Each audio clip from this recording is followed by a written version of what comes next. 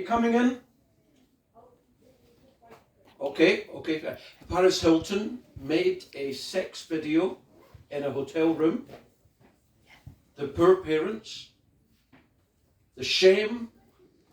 It was a Marriott hotel room. And think of Korea, Vietnam, Iraq twice. Awful, terrible, brutal wars. Every cloud. We got great movies out of them. Broke the ice. So the title of the presentation is, as Karen says, why and when you should buy gold and silver and hold for how long. Do I actually need? Yes. Okay. I wish people would be less hesitant. No, thank you. In order to answer that question, or try to answer that question, do you know what? It's an amazing angle of radius that I'm going round here, but that's okay. I'm going to walk you through over a century of economics, from well before World War II to recently, and then we'll consider what the future holds.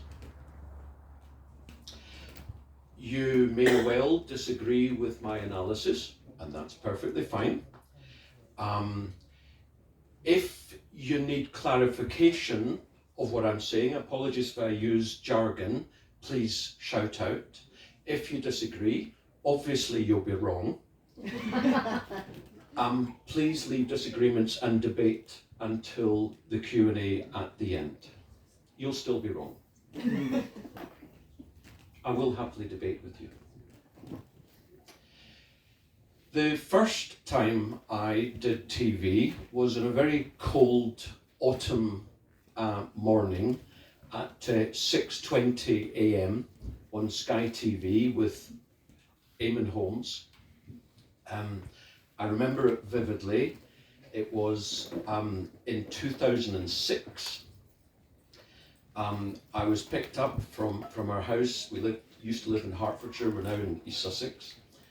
At 4:15 in the morning, a big Mercedes took me to West London to Sky HQ. Took me into where the ladies put the makeup on. It's always been ladies, never been blokes, as it happens. A few minutes before I went on, they quietly ushered me into this sort of high stool chair thing. Eamonn Holmes was there. I can't remember his partner, his co-presenter, can't remember her name.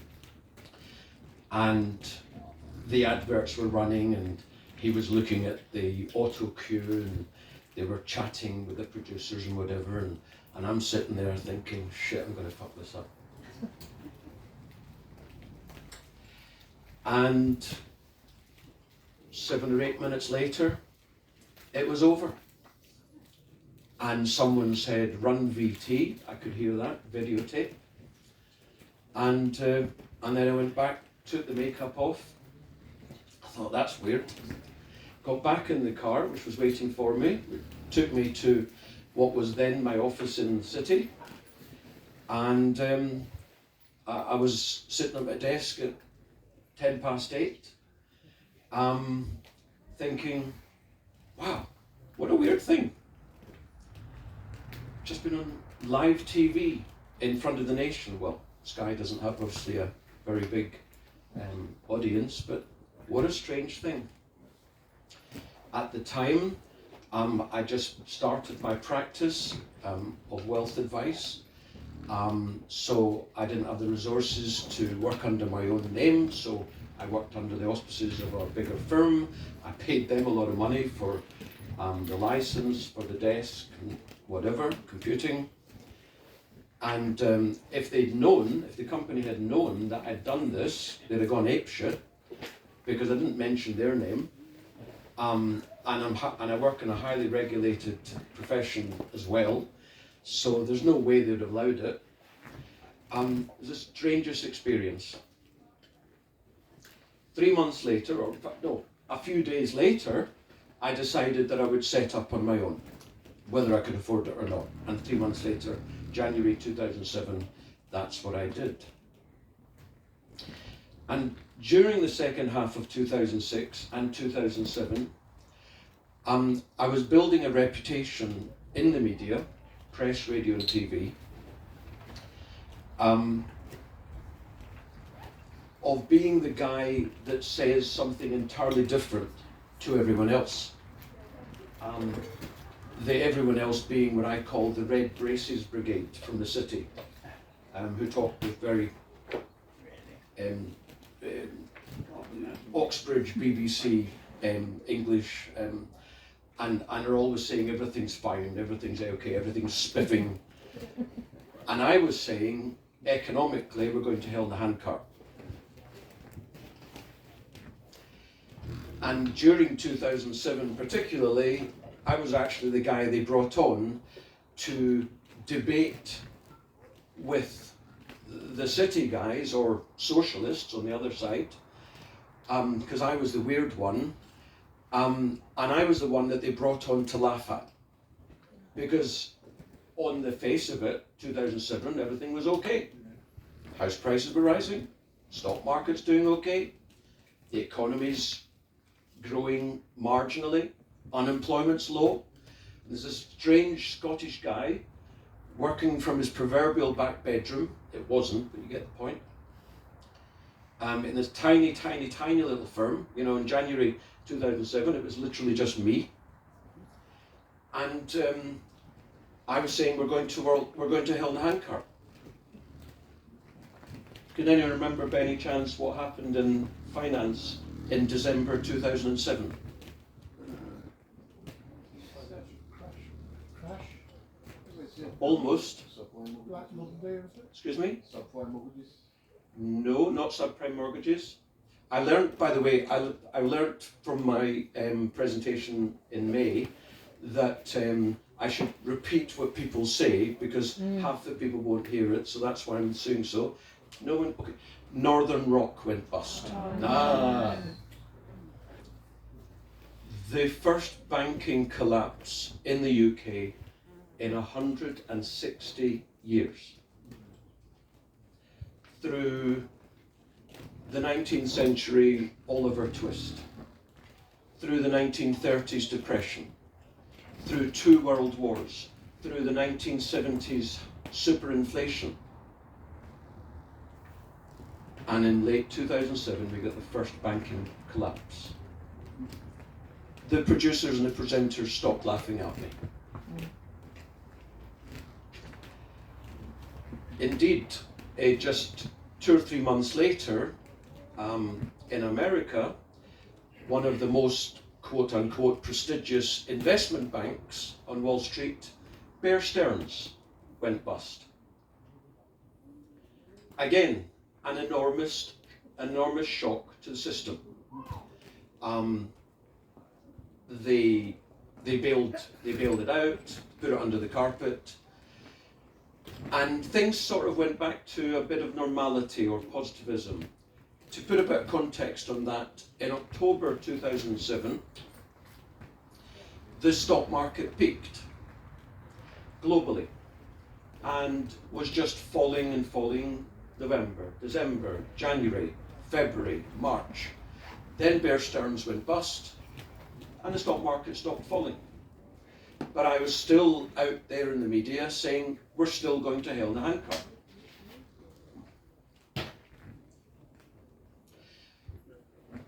In fact, in 2008, I was doing stuff in the radio and TV 2 or 3 times a week, interestingly.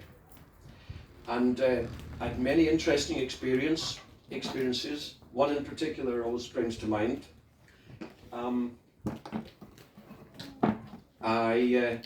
It kind of involves someone we know very well now, although it's not directly about him, Jeremy Vine.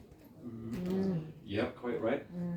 I arrived at 20 to 12 to come on to his Radio 2 lunchtime show, and I knew that because I was the free market capitalist proponent, and I knew that I'd be debating capitalism and socialism with a guy called Patrick Murphy,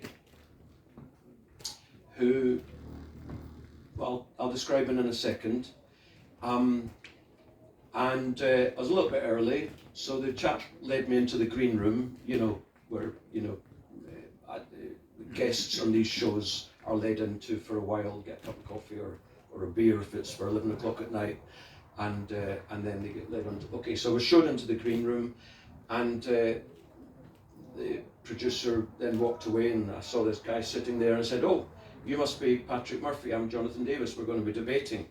He came up to me, he went like this, "You're a fucking bastard." Oh. I literally did that. I literally wasn't sure if he was talking to me. And that, for me, encapsulates what Marxists do. They don't have an argument. Like COVIDiots, they don't have an argument. They have no facts whatsoever. As von Mises said, if socialists understood economics, they wouldn't be socialists.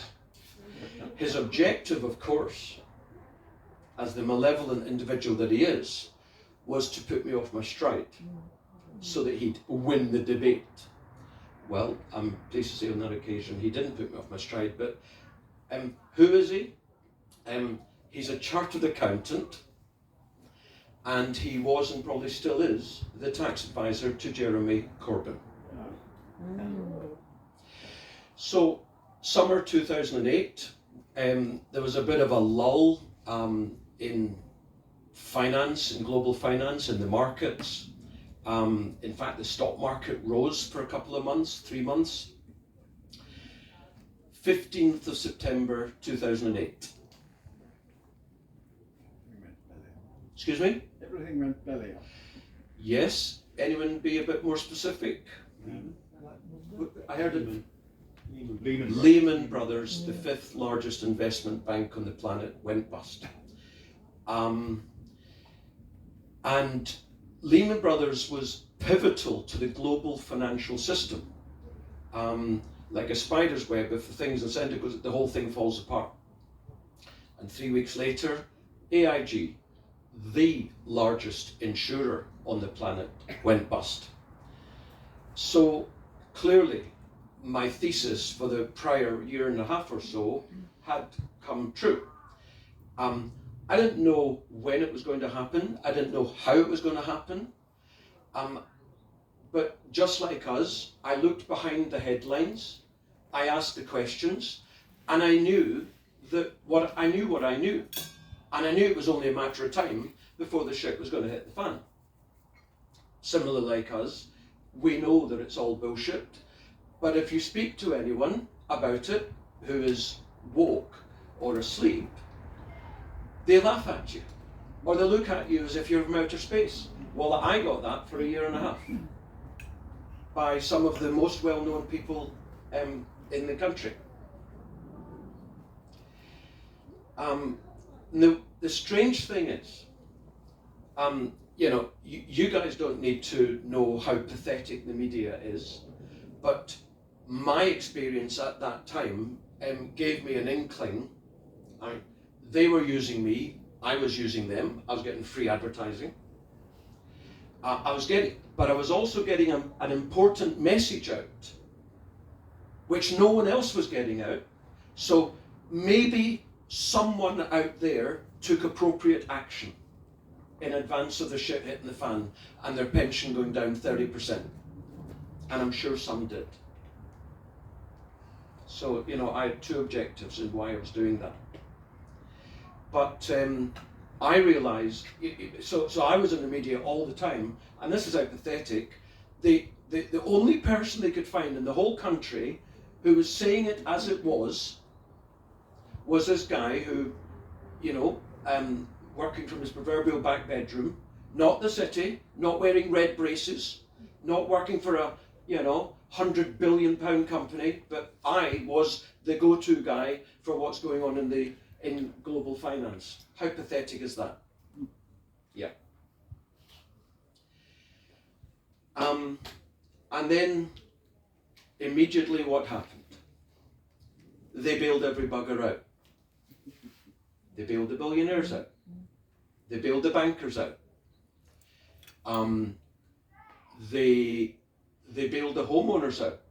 They slashed interest rates almost immediately from 5% to 0.5%. So many of you were bailed out. If you hadn't been, your house price would have gone down 50 or 60%. Went down 50% in America. Because you mentioned I think you mentioned subprime. Subprime was basically ridiculously stupid loans on mortgages. That's where it really hit the fan in America, and that's how house prices really got hammered in America. But here they fell 20%. As a free marketer, they should have fallen 50 or 60%. But we don't live in a free market world. We live in a socialist world, which I'll explain a little bit more in a moment. So they bailed everyone out. And, you know, I was in my early 40s, and how naive was I? Even though my analysis was sound on economics and politics to some degree, how naive was I that I actually believed that when the shit hit the fan, everything would go bust. And we could start all over again. Well, I realized that I was naive, and I decided then that I want on my headstone, "The world is corrupt." Mm-hmm. Now, I want to go back to the 1920s. Following World War I, the men came back from Europe, back to America, and the huge manufacturing concerns thought, well, there's going to be a massive consumer boom. So they massively ramped up production. There was no consumer boom. They were left with enormous stocks and enormous financial losses. In 1920, America lost 24% of its economy. Unemployment went from 4% to 12%. Everybody knows about the 1930s, but nobody has heard of the early 1920s depression. What did Warren G. Harding do? Has anyone ever heard of Warren G. Harding? No. Because he was a free market capitalist president, probably the last one over 100 years ago. What do you think he did to get out of this incredible economic depression?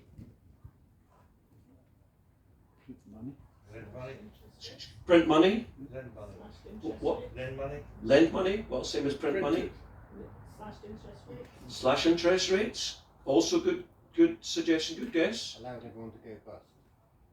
Yes, sir. He allowed everybody to go bust. Exactly. And within 6 months, the depression was over. And then they had the roaring 20s. So you're thinking, how did that happen?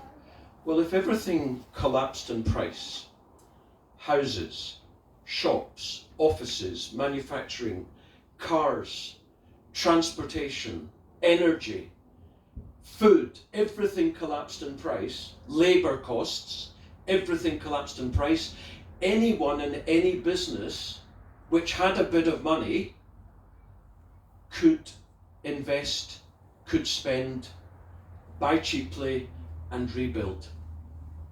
So whenever I hear about businesses getting bailed out. I remember I was on the radio 5 years ago.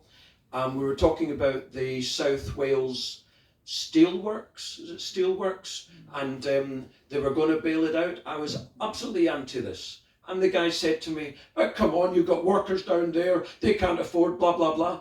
To which I said, so let's, therefore, what you're actually saying is that, for example, metaphor, a guy in Leeds on 28,000 a year with a big mortgage and 3 kids, he should bail out someone in South Wales. Why? Because it's our money doing the bailing out. That is, of course, socialism. And when you bail out, say, a steelworks, what you do is you keep the price of steel high. So everyone pays for it to save a couple or a few hundred people. I totally get the personal hardship. I'm talking big picture. We've got to think big picture. So in 1921, businesses could buy other businesses for 10 cents on the dollar.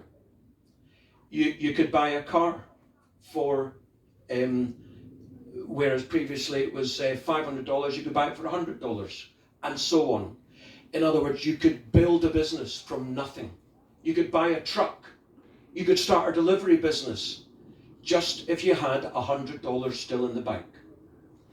But when you bail everyone out, every price stays high, and you cannot get out of depression. Here's an interesting economic fact for you. The size of the UK economy is the same as it was in 2007, and yet our population has soared, which means that the average size of the economy per capita has fallen, which means that our standard of living, our wealth per capita, has fallen for 17 years, nearly 2 decades. We are getting poorer, ladies and gentlemen, and we have been for the last 2 decades. Sorry? By design. By design, well, of course. By design, of course. And anyone in this room who has, perhaps until this moment, believed that bailing businesses, business people, workers out, that is capitalism, I can only ask you to go and do some research, because it's the opposite of capitalism. It's socialism, communism, feudalism, globalism. They are all the same, just isms, different sides of the same coin. Fascism is the same as communism by another name. Some of the practices might be different, but ultimately it's exactly the same result for the people.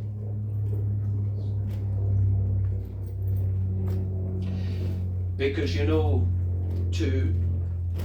as a metaphor for capitalism, to help you understand it a little bit more, capitalism without bankruptcy, and whether or not you're religious, you'll get this, is like Christianity without hell.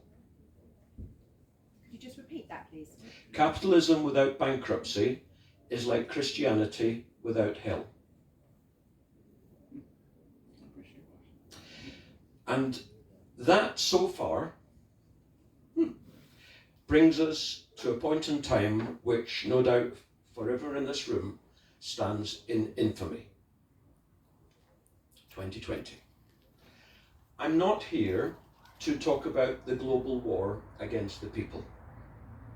There is, of course, no coincidence that thousands of professional sports people, Olympians indeed, have been collapsing and dying while doing their sport.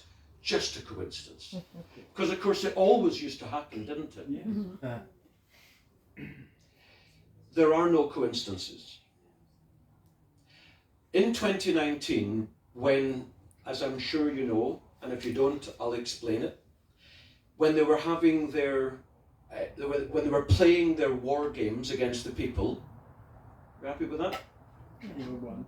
Excuse me? 201. Yes, yes, yeah.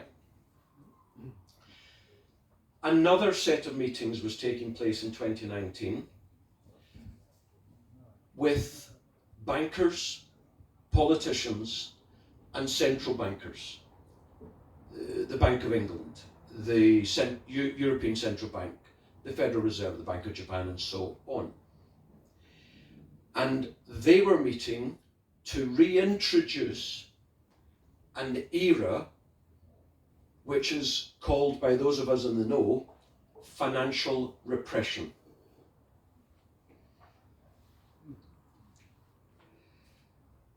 I use the word reintroduce because we had it for about 3 decades after World War II to the end of the 1970s. After the war, the same crowd got together, the politicians, the bankers and central bankers, and they were horrified about the amount of debt that the West had to have the war. Well, thank goodness that they did it. They had the war, because many of the people in this room wouldn't be here.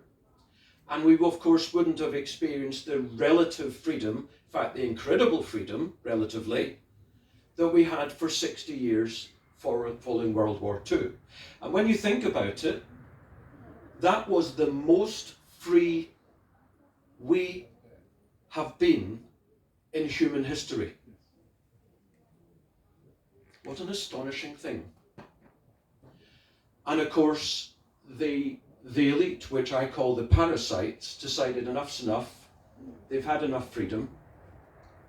So they're taking it back from us, obviously. So they were horrified in 46, 47 that we'd 150% of the size of the Western economy as debt. 150% to GDP. Because they knew that that was going to debilitate the economy, or more to the point, they knew it was going to debilitate them. So, in introducing Financial Repression Mark I, they put in force a number of policies. The first was to create inflation, which ever so gently started in the 1950s, picked up in the 60s, and then went exponential in the 70s.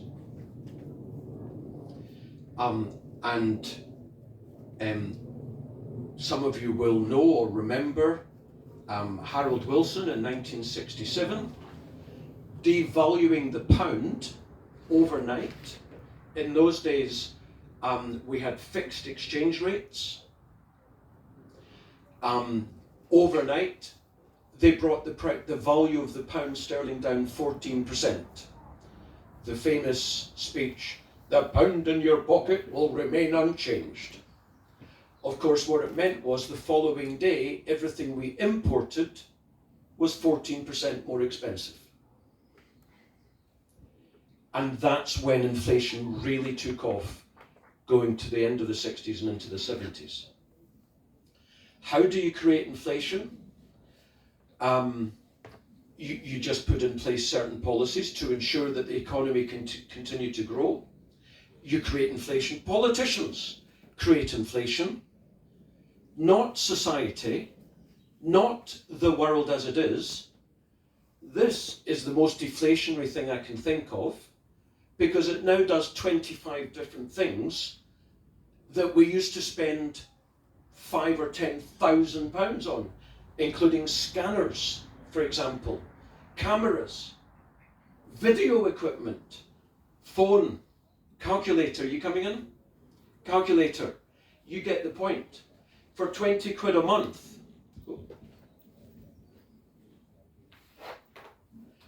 For 20 quid a month, we have something in our pocket which used to cost us, if we needed all those things, thousands of pounds. Great technology, until it's used malevolently, of course.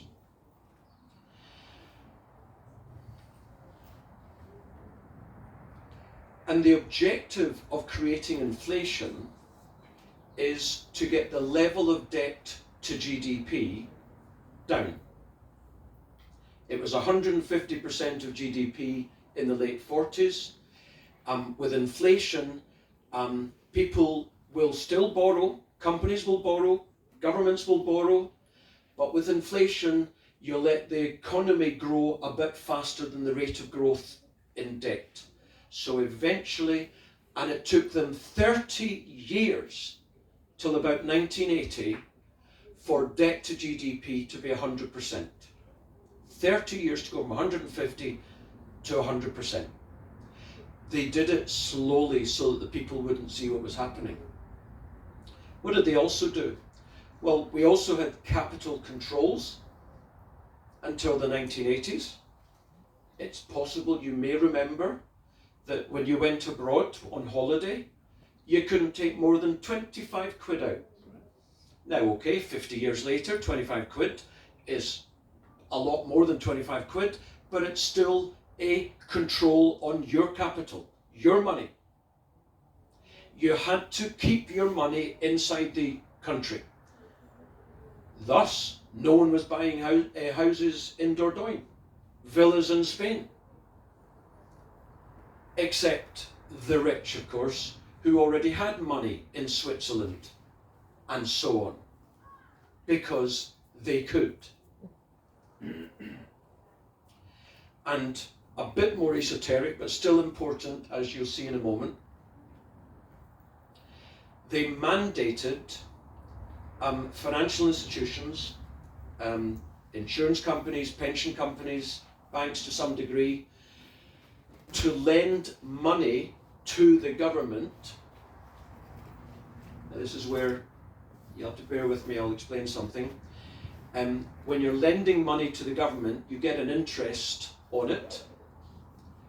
Sue, can you? Yeah. Sorry, doctor. She'll be severely reprimanded later. Under the stairs, locked up. No, that's my dream, sorry. Oh. Only did it 3 times. Yeah, but in 1 week. When she was under 3, it's made her the woman that she is.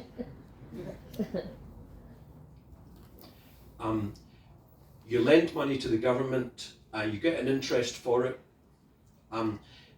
The phrase we use is you're buying bonds. Bond is a jargon for loan. And if you think about it, if interest rates fall, house prices tend to rise, and vice versa. And what we saw in the 50s, 60s, and 70s is that interest rates, of course, soared, and therefore these bonds were falling in value. But year after year, insurance companies and pension fund companies had to lend money to the government, even though that section of the portfolio was falling in value.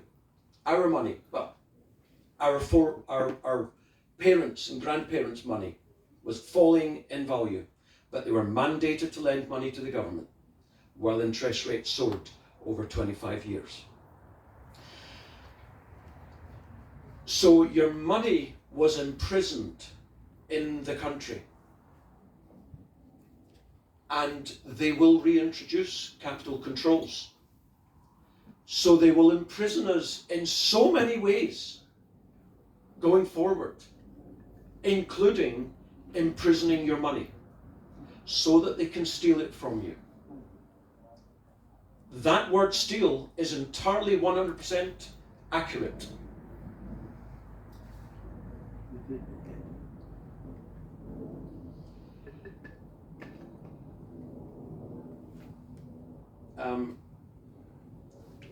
So they decided, so that was financial repression. By the 1970s, we had 25% per annum inflation.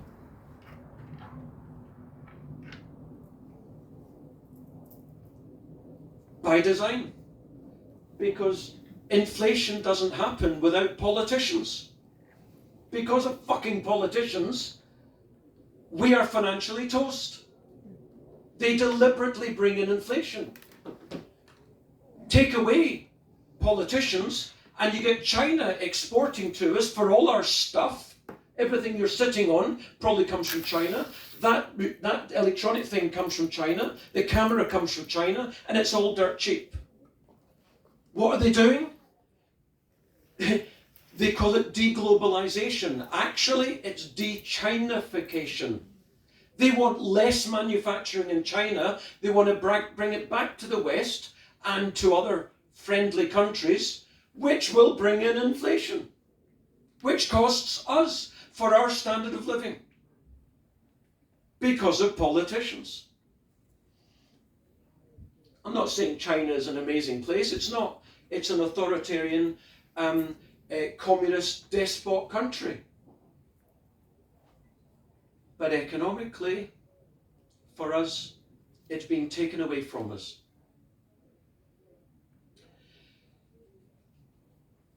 And in the 1970s, when we had such huge inflation, someone here might remember eating dinner with no heating by candlelight. Yeah. The late 20th century, we had no power. At least in the 18th century, they had no electric lighting, but they had heating. We didn't even have heating because of politicians. Because, of course, until the 1980s, we were a communist country. Some of you, I know, will be astonished by that statement. And yet, it's obvious. Because the government employed and owned practically everything. The oil, the coal, the gas, the transportation, and therefore everyone who worked for the government. No one can argue with me that that wasn't communism. And 15% inflation, 20% inflation, 25% inflation, rightly the workers who were being offered 10% wage rises, 15%, 17%, every year their standard of living was falling. So rightly, they said, to hell with this, they went on general strike. Quite right. And that's why we had no power, the 3-day week. That's why the bins weren't being picked up. And so on. And that is the result of financial repression. Now, okay. And in 2019, they decided to bring financial repression back 5 years ago. And it started in the spring of 2020. There's an interesting coincidence.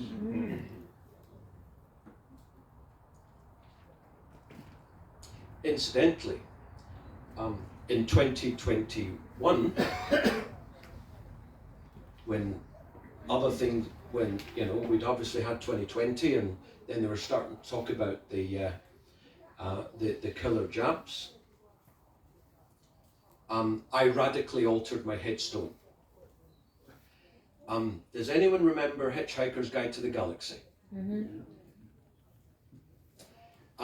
I read the trilogy. I can't remember. I'm picturing the TV series. The first episode, Ford Prefect, the Hitchhiker Guide to the Galaxy, the hitchhiker, had taken up the English guy in the dressing gown up to the Volgon spaceship.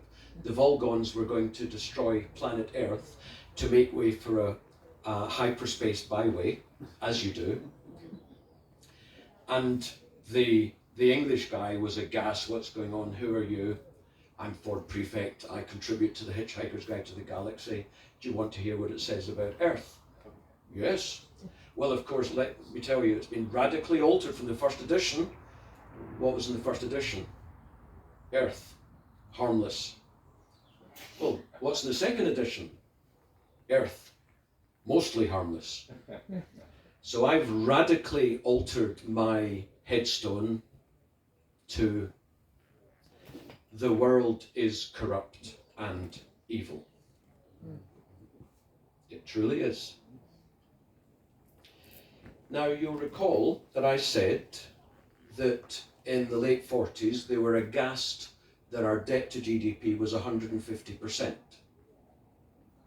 Well, it peaked in 2022 at 300%.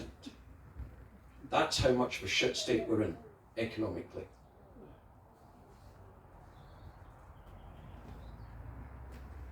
As I say, by 1980 or so, we were down to 100% of GDP as debt. This is government, corporate, and household debt in the West. And what happened that we all saw for the last 4 odd decades? Inflation collapsed. The annual rate of inflation. Doesn't mean, of course, prices collapsed. Generally, well, they did. I just wrote to my clients a few weeks ago, I just bought a new laptop. I bought my first laptop in 1996. I needed it for a particular, it cost me an enormous £3,000. And it had a 13-inch screen, and it was as heavy as this, as bulky as this, and it had the computing power of a mouse.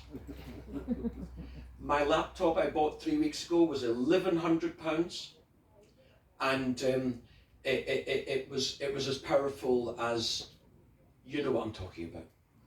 Again, technology and society creates deflation. It raises our standard of living, but for politicians.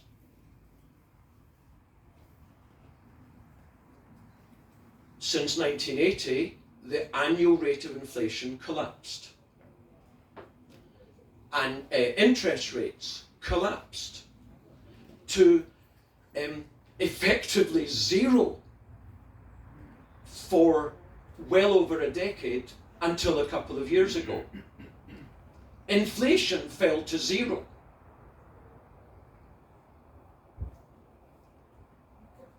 And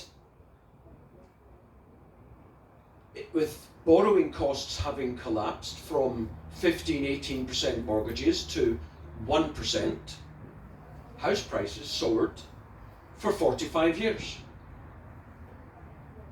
You think house prices went up like that just because? No. It was by design. So, what also went up? Commercial property prices went up.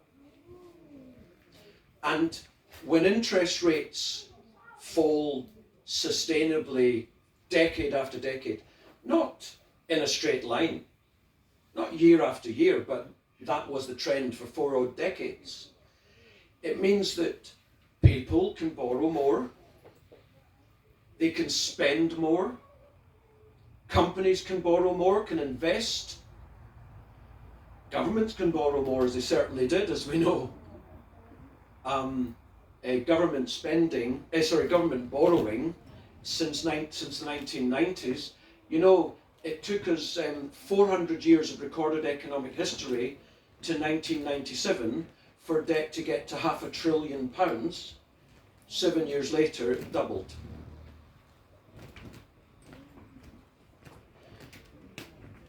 So when people are spending more, when companies are spending more, when government's spending more, profits go up. Simple terms. So the stock market rose for decades. And going back to these bonds, it's a major investment, what we call asset class, like shares and property, bonds where you're lending to companies or lending to governments, you're buying bonds. They soared as well, because, as I say, as interest rates fall, house prices and bonds go up. And interest rates fell for decades. So Your pensions are invested in shares, bonds, and property. Unless you're DIY, if you've got the money invested in an institution or with a wealth manager or whatever, you are invested in shares, bonds, and property. And for decades, you made money. Has anyone any idea what the average annual rate of return of a portfolio was from 1980 to 2020? And I can tell you this applies to Mr. and Mrs. Miggins' investments as well as the £10 billion Marks and Spencer pension scheme. 80%. Annual, average annual? About 10%. 10%? 5. Correct, sir. Giles, 5 to 6% per annum. Now here's an interesting thing. From 1990 to 2020 in the UK, 28 of those years, inflation peaked at 3%. Bearing in mind, it was 25% in the 70s. In the other 2 years, it peaked under 5%. So for 30 years, for most of 30 years, inflation was maximum of 3%, and yet investment returns for everyone was 5 to 6%. Happy days. Mr. and Mrs. Miggins is happy. The trustees of the Marks and Spencer Pension Fund are happy. The consultants that they consult are happy. Everyone's making money. Do you know who was absolutely delirious? The investment industry. By doing absolutely nothing, they made money. Because you almost can't not make money if interest rates are falling for 40 years. You can't not make money. And the investment industry was ecstatic because they got that money decade after decade. Thank you very much.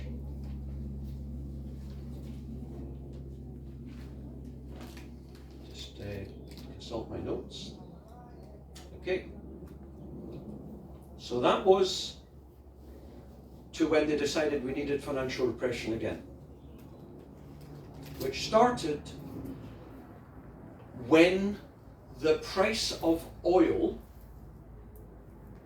troughed in April of 2020. For simplicity, it troughed at literally $0 a barrel. Technically, the price of oil went negative, $36 a barrel. I'm not going to go there, but indeed. But effectively, it went to zero for a week or so.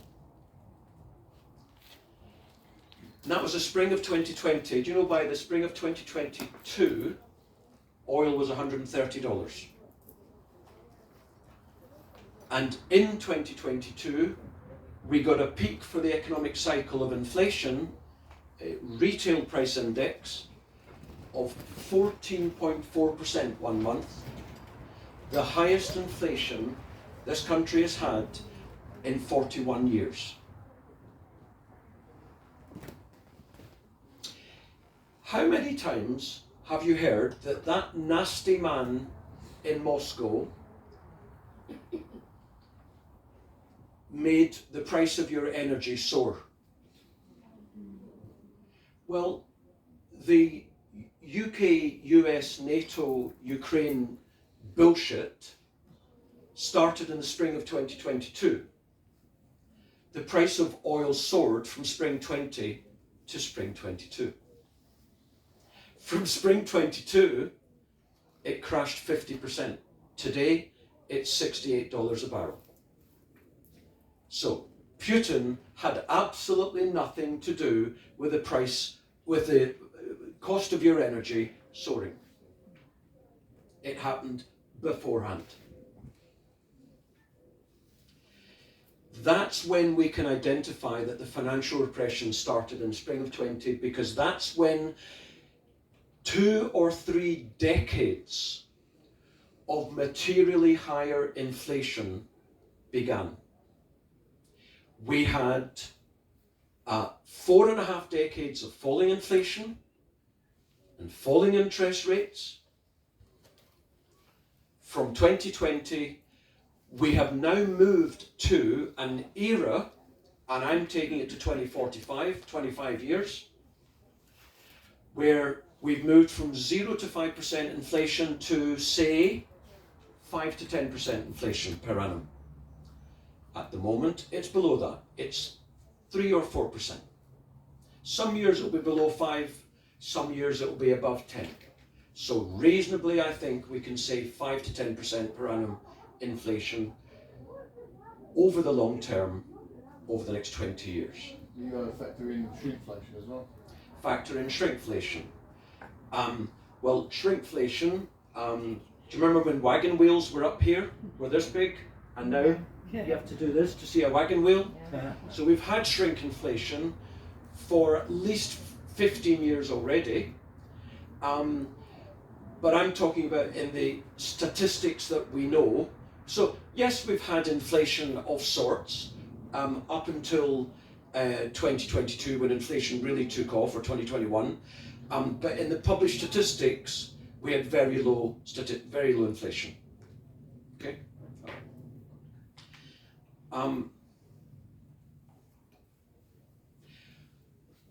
You know, we've got these new politicians in charge, God help us. And we know that taxes are going to go up left, right and centre. What's the biggest tax of all? Inflation. Yeah. Inflation is the biggest tax of all, which is why they never talk about it.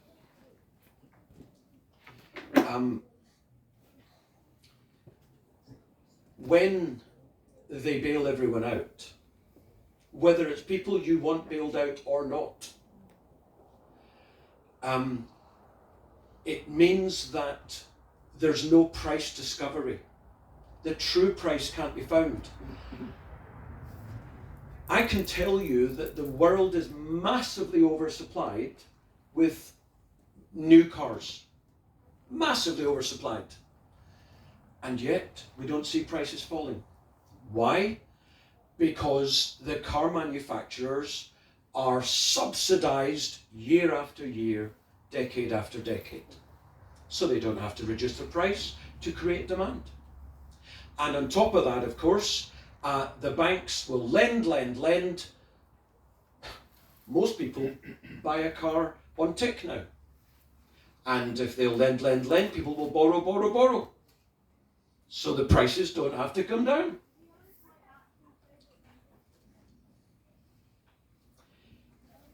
Hence, inflation impoverishes. Because if you have to spend a lot of money on a car, if you have to spend a lot of money on a mortgage, if the cost of going to the Med rises from £300 to £600, if your food costs goes up, if your clothing costs go up, that is impoverishing you. I forgot the metaphor I also wanted to use about society bringing down costs and raising the standard of living because of our ingenuity. The fact that they're shit is by the by, but we got Ryanair. Before that, no one could afford to go on multiple holidays every year. After Ryanair, EasyJet and so on, we could go on multiple holidays every year if we wanted. Primark, clothes.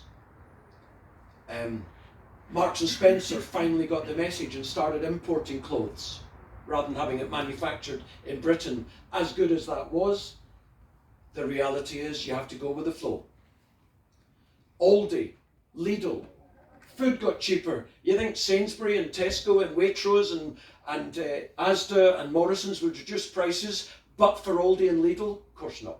And they didn't for decades. So human ingenuity raises our standard of living. Let's go to big picture. In fact, I remember saying this to you when you interviewed me in our house. Since the caveman, you had the chief caveman, which if you didn't give him your firstborn and let him eat first, he'd bop you, take your head off, so you gave him your firstborn and your eldest daughter, and he ate first. Go through the eons, and you get to from the Middle Ages, or from ancient Greece to the 17th century. You've got the monarchy and the courtiers, you've got the landowners, and they're all living a life of Riley. Oh yes. And then you've got everyone else. Now, actually, until the 18th century, that 98% of the population, they didn't actually have it too bad. It wasn't Oliver Twist. That wasn't till the 19th century. I'll come back to it in a second. They lived off the land. They ate organic food. They were out in the sunshine. They were fit and healthy. They actually lived a pretty good life, all things considered, as it happens. But nothing goes in a straight line. Human evolution and growth. Technology, of course, machines, industrialization was on the one hand incredible and on the other hand devastating. Obviously, we know that. So some people did very well out of it, and some people did very badly out of it. But what did happen with free markets? The 98%, the percentage fell because more and more people suddenly got excess money. They became the middle class. They became wealthy. They became rich. By the 19th century, some people were richer than the king. That never happened before. So instead of it being like that, I'm going to do this two hands. Instead of it being like that, it was suddenly more like that. Get metaphor? Human ingenuity and free market capitalism raised the prosperity and the standard of living of anyone who wanted to take part. It didn't go in a straight line because you then obviously got Oliver Twist, but by the second half of the 19th century, and there are lots of reasons for this, I of course I get this, you know, we were conquerors in Britain, but still, we had an incredibly prosperous society pre-First World War. Incredibly prosperous. And since World War I, we've become increasingly less prosperous for 120 years. Not quite. And one of the reasons why our standards of living rose was because the cost of living fell. That's the point I want to make. Deflation is good. Now, most people have been brainwashed into believing that deflation bad. It's bad for the society, bad for economy. Bad things happen when prices go down. It's bad for the parasites. So that's why they gaslight you into believing that. Inflation is great for the parasites. I don't know about you, but I'd love it if my food cost went down, if my energy cost went down, if my car cost went down, if my travel cost went down, my technology costs go down, my cost of running my business goes down. But they want you to believe that it's better that prices go up. There is not an example in history or geography where an inflationary economy has done well for the people. Venezuela, Brazil, Zimbabwe. Now, okay, Weimar in the 1919 to 1923. Okay, that's hyperinflation. That's 100% per annum inflation. That's 1,000,000% per annum inflation. It doesn't even have to be hyper. In the West, we got to 20+% per annum inflation in the 1970s. Who remembers the phrase, the sick man of Europe?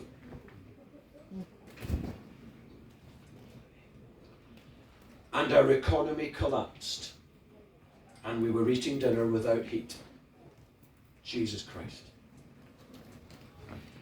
Whereas, look at Javier Milei, my hero in Argentina. He's been Prime Minister, President, for less than a year. Argentina, the basket case of South America, for 70 years. Do you know what their inflation rate is today? In less than a year, the inflation rate in Argentina is 0%.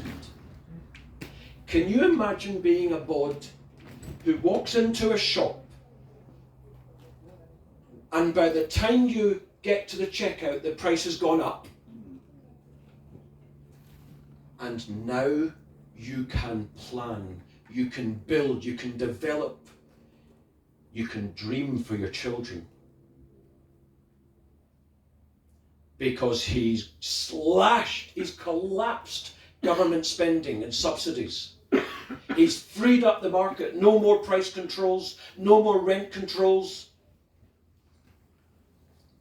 And supply of stuff and services has gone through the roof, and prices have collapsed. Deflation is amazing for the people, terrible for the parasites, who are, of course, crying in their spilt milk in the media and to their socialist friends across the world.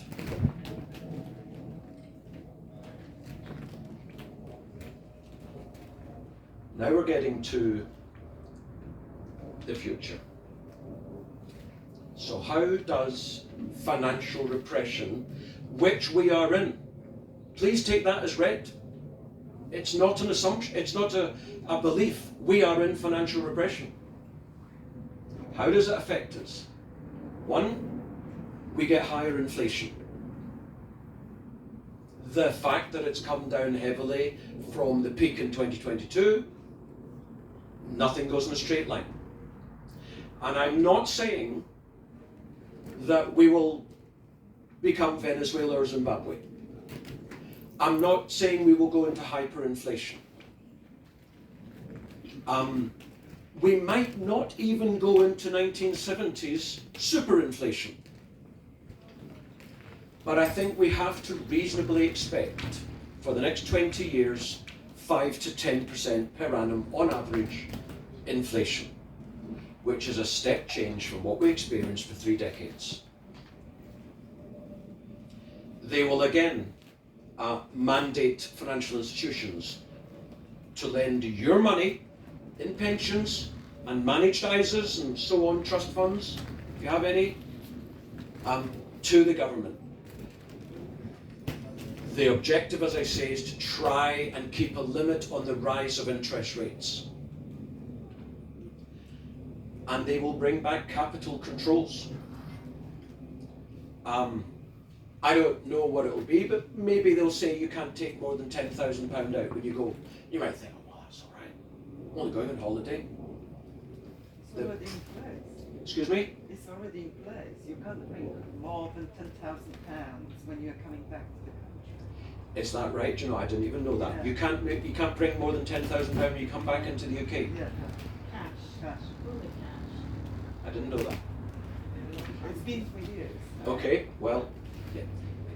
See, I'm not in that sphere. I never take £10,000 out. I take 10 quid out, you know. Okay. Well, it will be even more overt than that, because of course you can still buy property abroad. For example, why do you think? And I can think back to someone I knew So what would this be? 1997, their neighbour had bought a ramshackle farmhouse in the Dordogne, £25,000. It's now, of course, 200,000. Why do you think these properties were not selling? Because no one outside of France could buy them. And then capital controls were eradicated. They will come back in. Gradually. Just like the late 40s to the late 70s, it's all done gradually so that the people don't realise that they're being stolen from. And indeed, here's an interesting thing. If you'd had pensions in the 50s, 60s, 70s, although actually private pensions weren't really much around then, but investment funds were, they didn't make any money. In my presentations, in my work, I show, didn't make any money, there's a caveat to that. I show a chart of the S&P 500, which is the US index for the top 500 companies in America. And from the early 60s to the early 80s, nearly 20 years, the S&P 500 went up 40%. In that period, inflation went up 80%. So whereas for decades, in recent decades, we achieved above inflation returns, for a couple of decades pre-1980, those investing achieved sub-inflation returns in stocks, shares and property. And then, as I say, from 1980 to, for simplicity, 2020, 40 years, above inflation returns. Well, if we're back to financial repression, pension funds and the like should expect sub-inflation returns. Property will grow, if it grows at all, sub-inflation. I can tell you that belying the bullshit indices that we hear every month in the news, house prices are marginally down for over 2 years, and certainly the number of transactions is down 20 to 25%. Why? Because the stupid asking prices, no one can afford them. Because 2 years ago your mortgage was 1%, it's now 5%-ish. So you can't borrow the £400,000 that you could previously borrow. So if you can't borrow the 400,000 to add to your £200,000 equity, you can't pay 600,000. But of course, the sellers are being told by the estate agents, oh, don't worry, it's just a lull. It'll come back. So the asking prices are still up here. But I can assure you, because there's always going to be the deaths, the divorces, and for alliteration, the displacements, the redundancies, there's always going to be need to sales. So they are the ones who reduce their prices, and that will bring down prices, and then everyone will bring down prices. So in the next 2 years, expect house prices to fall double digits percentage, at least. Markets become saturated. The markets become saturated.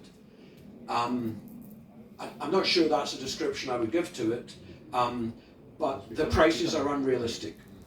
The prices are unrealistic. They can't sell. Yeah, They can't sell. There's a wider effect with the saturation of the market, so there's more of an effect on the downward pressure.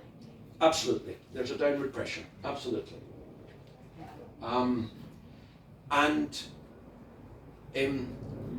So house prices will fall. Commercial properties have been collapsing. Sorry, did you want to? Yeah, I just wanted to ask if the prices for the properties are going down. How about the inflation? When you say that annually Sure. there will be 5-10% inflation, how does it sort of go together with the house prices? Sure. Go down? Okay, I'll come back to that. So commercial property prices have come down a lot. Look at your pension fund statements for the last 5 years. Compare them. Don't, when you talk to your guy, how's my pension fund done the last 5 years? Don't let him produce a chart comparing your index, as it were, or your line, with another investment manager or the index. Get them to compare against RPI, Retail Price Index, because that's your cost of living, that's your purchasing power. And I'm afraid to say you'll probably be shocked how your pension fund has not kept up with inflation, and that's just the last 5 years. Extrapolate that for the next 10 or 20 years. This is wealth destruction in the West. And of course, by capital controls, they will imprison your money, as well as imprisoning us in other ways. So that's another way by which they can steal your money. So your investments won't do well, your house price won't do well. If you were expecting your house price to pay for your retirement, well, you're toast. If, however, it's an accommodation, well, it doesn't matter what happens to house prices. If, however, you're expecting your house price to pay for your future long-term care, it's not going to. I'm stating reality as I see it. So, what do you do to combat 2 or 3 decades of financial repression? I'm going to cover your question in Q&A.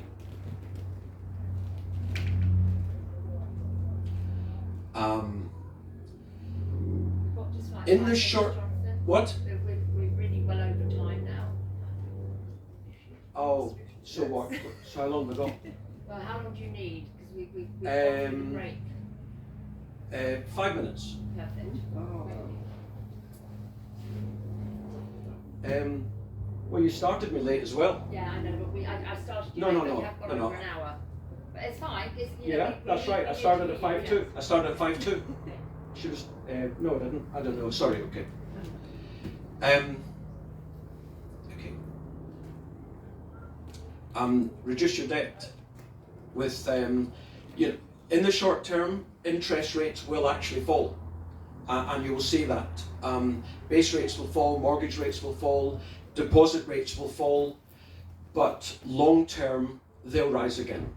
So yeah, exactly. As I say, I don't expect interest rates to be doing that. I expect them to be doing this, and they'll basically stay higher than they did for a long time. So reduce your debt. I don't know how you do that. Trade down your house. I don't know. Reduce your debt. Get out of personal loans. Get out of car loans. Get out of credit card loans. Reduce your debt. Reduce your spending. Cut your cloth according to what you can afford. I do not believe that we haven't changed our economic circumstances, because we have. So cut your cloth. Increase your income. I'm not saying it's easy. Increase your income. I'm doing shortcuts now. And invest. This is the final point. Invest in assets which traditionally have done and should do well in an inflationary era. In the 1970s, gold started the decade at $35 an ounce. It ended the decade at $700 an ounce. Gold today is $2,500 an ounce. Expect within 5 years to be $5,000 an ounce. That's 15% per annum. That's going to be above inflation. Within 10 years, expect $10,000 an ounce. That's 200% inflation, 200% growth. That will combat inflation. But even better than that is silver. Silver is $30 an ounce. I'm sort of indicating a coin here. $30 an ounce. $50 to $100 is a no-brainer. Silver will do a multiple of what gold does, both down and up.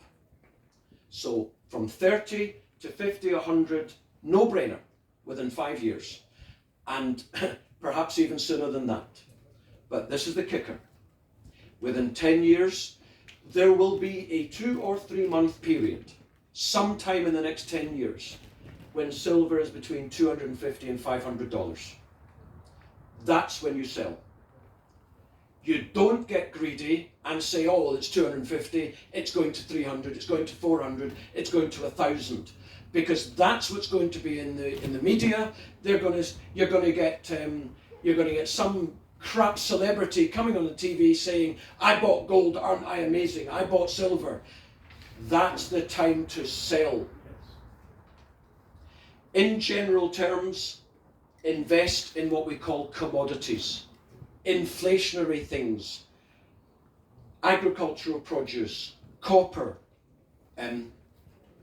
energies, oil and gas, and precious metals. These are the things that, what do you call it? What comes first, chicken or the egg? Inflation or commodities? Commodities or inflation? It doesn't matter. Invest in commodities, invest in commodity investment funds, in your pension. Don't invest in the traditional funds that your wealth managers have got you in. And 10 seconds, uranium, by the way, the thing that is used for nuclear power stations, also has got a great opportunity as silver. I thank you very much. I don't know, I've got time for one question maybe, which was, how is the relationship between house prices and inflation? Essentially, as inflation goes up, house prices don't, and vice versa. Have I got time for any more questions? One. David. It's not up to me. Just one. David. We can move out and talk. Just ask by the time. Nope. Okay. Well, thank you very much. One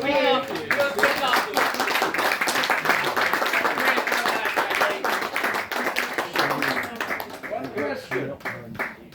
Jonathan, one question. Outside. All right. Yeah. Chair. No. Right, ladies and gentlemen, before you disappear, the next speaker is a peace officer, David. Oh, I can move up. Oh, okay. Oh. Right. That would be the vulnerable person. I get asked a question. Yeah, exactly. I'll just give a couple more minutes. See if anybody else comes. Yeah, I suppose. Starting. Right, so let me introduce myself. My name's Davey. I'm known quite commonly throughout our community as Peace Officer Davey. I'm the founder of Peace Officers UK. And Peace Officers UK was founded back in the early part, throughout the spring of 2021. The inspiration came from, originally from the French Gilets jaunes, yellow vest protests. And we protested at all the big London protests throughout 2021, where there was, easily over 1 million people at times, dressing very, very similar to police officers. We wore high-vis yellow, we wore the hats, etc., etc. However, we had the word peace to replace the word police, and a few other significant differences. So it was all born from my beautiful wife, Jess, who used to attend all the protests in London and Brighton and surrounding areas throughout 2020, the latter part of 2020, when the protests weren't that big at the time, but and the police were a lot more violent towards the protesters. So I used to stay at home with the kids. I had 4 kids at home. I said kids, 2 of them are now adults. My youngest is 9 years old. But I used to stay at home on a Saturday with the kids while Jess would go up to London and join the protests. So one day she came back. I used to watch the protests live through the live streamers, Resistance GB and other ones that were around at the time. And so, of course, all I would see would be images of how the police behaved. Because, of course, when there was an incident, immediately the live streamers would be straight there, pointing their cameras at it to capture the footage. So it was on a particular day in, I think it was February or March of 2021, when Jess came back, and I was furious after what I'd witnessed of the behaviour of the police. So I said to her about, what I'd witnessed, and she said, I didn't see any of that. She said, there were so many people there. She said, I was like way over there. She said, and the energy was incredible. She said, you should come along. And up until that point, I've been saying, no, I'm not interested. It's not going to get me anywhere. I saw that being herded through the streets onto a particular plan whilst throwing your fist in the air, chanting freedom, was kind of contradictory. Okay. However, I agreed to go to one of these protests on the proviso that we dress similar to police. Yeah? Not exactly the same. We would have the word peace instead of police. And so she agreed, and so I attended my first protest in London in April of 2021. Now, I had the most amazing time. We had the most amazing welcome from people wanting photographs with us, etc., etc. And most people got to know who we were. We attended every protest throughout 2021. And at a protest in Crawley, a static protest, yellow boards, me and Jess were arrested for impersonating police. Ridiculous, I know. We were also charged and convicted of impersonating police. So, absolutely ridiculous, but it was because of a particular case law that they used, right? Turner versus Shearer, 1972, which I believe still to this day was erroneously used. And so it's something that I will continue to fight when I get the time. Unfortunately, since then, my life has just turned around so completely that now Peace Officers UK has become a lot more than attending protests. As of last month, we registered as a, similar to Hope, a community interest company. Now we're called Peace Officers UK, and that causes a lot of tension within the freedom community, because people think, well, hang on a minute, officers, that's an Admiralty term, yeah, and UK is an Admiralty jurisdiction, yeah, it's the company name of the British Isles or whatever you want to call it. So, and of course, my response to that is, yeah, that's why I did it. Yeah, that's exactly why I did it. Because I don't know how many people, by show of hands, have seen the film The Matrix. Pretty much everybody. I think you haven't seen it. No, sorry, there's going to be a spoiler alert. But the thing about The Matrix, it's a metaphor of society, of how we live currently, how we've lived all our lives. Okay? The indoctrination that happens in the school to get you to believe that you are your birth trust, right? So it's ingrained within us throughout our lives. Very early on, as I say, in nursery and at primary school, your name is called out, and of course, you answer to your name. Most people think that's to make sure everybody's there who should be there, but in fact, it's part of the programming, right? Because this is the most powerful computer in the world. not necessarily this particular one, but you know, I'm sure there's plenty more powerful than mine. But it's the most powerful computer in the world, an organic computer, and it works exactly the same as a computer. Now, we all live in a virtual reality. You're looking at virtual reality right now, which you're looking at me. You're not looking at me in my raw form, although we can reasonably assume I do look like this. But what you're looking at is 24 photographs per second. Photographs digitized, taken by the retina at the back of the eyeball, okay? Sent to the brain in digital form and displayed on a screen inside your head, okay? So everything you see is virtual reality. Now this is why I'm not a believer in ghosts. I know people say, oh, but I've seen a ghost. Well, you didn't see a ghost. What you saw was a photograph that contained a ghost. Now, I'm not saying the ghost wasn't there. If you want to believe in it, it's your belief. And maybe you did. Maybe I'm wrong. Okay? But it's a photograph. It can be manipulated, right? And the feelings around that photograph can also be manipulated. So we live in a virtual reality, whether we like it or not. Yeah? And in the film The Matrix,